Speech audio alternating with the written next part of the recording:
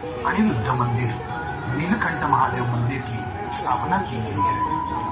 यह द्वारकाधीश जी की मनोहर मूर्ति है। द्वारकाधीश जी का श्रृंगार घोष बदलता है और चित्ताकर्षक है। भगवान श्री कृष्ण जी को नित्य 11 भोग अर्पण किए जाते हैं। यह भगवान की आरती के बाद भोग लगाने की प्रथा है।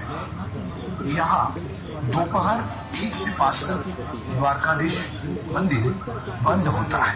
इसकी मान्यता ऐसी है कि श्री द्वारकाधीश भगवान विश्राम करते हैं, इसलिए मंदिर परिसर की सभी दुकानें बंद रहती हैं। मंदिर के शिखर पर एक ध्वजा लहराई हुई यादव वंश का प्रतीक है।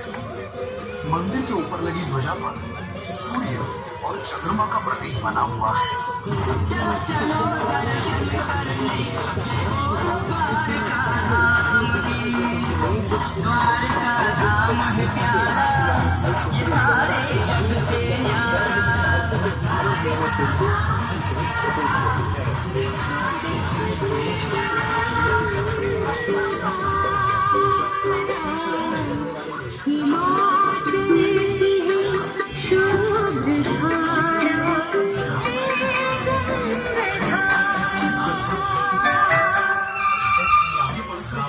कुंड के इस दिव्य दृश्य को देखकर दर्शक आनंद से विभोर हो जाते हैं। जिस प्रकार का वर्णन शास्त्रों में गंगा का मिलता है, उसका प्रत्यक्ष प्रमाण यहाँ गंगोत्री में देखने को मिलता है।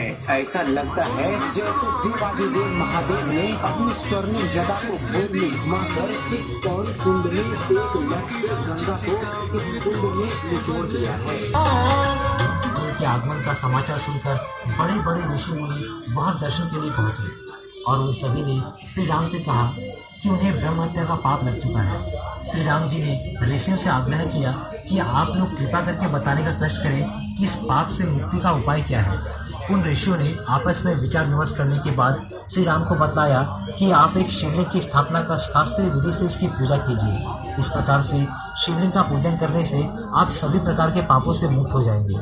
ऋषियों की सभा में उपयुक्त निर्णय होने के बाद श्री राम जी ने महावीर हनुमान को आदेश दिया कि आप कैलाश से शिवलिंग लेकर आइए। श्री हनुमान जी शीघ्र ही कैलाश पर्वत पर पहुंच गए, किंतु वहां शिव का दर्शन नहीं मिला।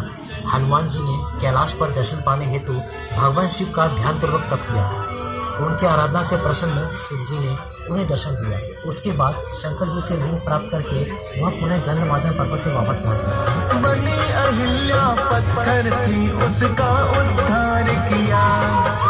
राजा जनक ने रचा दिया है सीता का संदेश। तोड़े धनुष शिव का सुनाए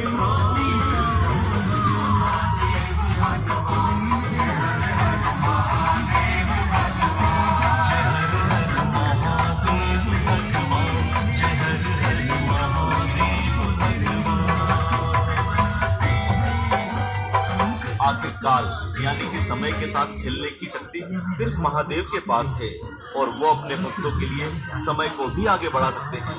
जैसा कि यहाँ पर बाबा केदार ने उस शिव भक्त के 6 महीनों को एक रात में बदल दिया और ऐसा बदला कि उसे इस बात की भनक तक नहीं लगी। वो सोया था नवंबर की ठंड की रात में और उठा अप्रैल की सुबह, लेकिन उसे तो ऐसा लग रहा था जैसे कल रात में ही सोकर आज सुबह उठा। तो ऐसे हैं महादेव जो अपनी योग माया से अपने भक्त के लिए 6 महीने को एक रात में परिवर्तित कर देते हैं, कालखंड को छोटा कर देते हैं। पुजारी जी ने भक्त से यह भी कहा कि यह सब तुम्हारी सच्ची भक्ति और श्रद्धा के कारण हुआ है। इतने सालों से हम में से कोई भी शिव जी के दर्शन नहीं पा सके, लेकिन तुमको महादेव ने साक्षात प्रत्यक्ष दर्शन दिए हैं और तुम्हारी रक्षा भी की है। दोस्तों, यही कारण है कि बाबा केदारनाथ ज्योतिर्लिंग को जागृत महादेव भी कहा जाता है, क्योंकि जो भी भक्त बाबा केदार को सच्चे मन से भजता है, उसकी रक्षा करने बाबा केदार सबसे पहले आते हैं और अपने भक्तों को बहुत जल्दी दर्शन देते हैं और उनके तीर्थ को आए लोग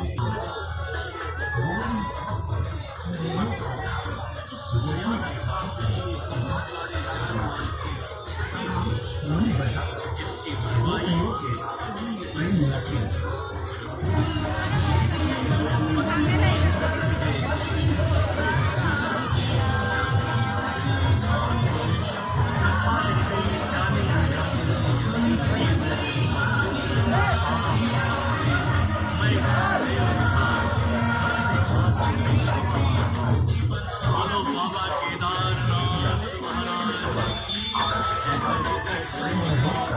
भाव विभोर हुए गीत गाते नृत्य करते कृष्ण प्रेम में लीन होकर सब कुछ हो जाता है।